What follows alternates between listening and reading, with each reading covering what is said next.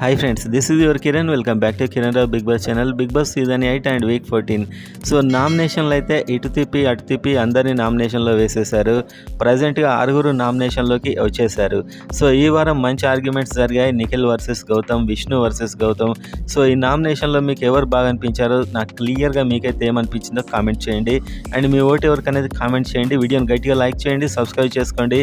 ఎర్లీగా ఎలిమినేషన్ ఇదంతా తెలుసుకోవడానికి. అండ్ ఇవాళ ఓటింగ్ పోల్ అయితే స్టార్ట్ అయింది.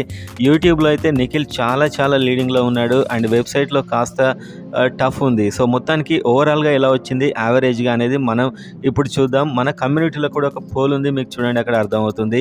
సో ఇక్కడ ఒక పోల్ అయితే చూద్దాం, అంటే ఓవరాల్గా ఎవరికి ఎంత పర్సెంటేజ్ వస్తుందనే పోల్ అయితే ఇప్పుడు మనం చూద్దాం. సో టాప్లో అయితే నిఖిలే ఉన్నాడు 24% ఓవరాల్గా. అండ్ ఇంకా ఎక్కువ లీడింగ్లో ఉన్నాడు యూట్యూబ్ పోల్స్లో అయితే. అండ్ వాళ్ళ నామినేషన్లో కూడా తను చాలా కంట్రోల్లో ఉన్నాడు అనిపించింది. గౌతమే కాస్త ఎక్కువగా మాట్లాడాడు, నోరు జారాడు అనిపించింది. అండ్ నెక్స్ట్ ప్రేరణ ఉంది 17%. సో ఈమె కూడా ఫినాలేకి వెళ్తుంది నాకు తెలిసి ప్రజెంట్ వస్తున్న పోల్ను బట్టి.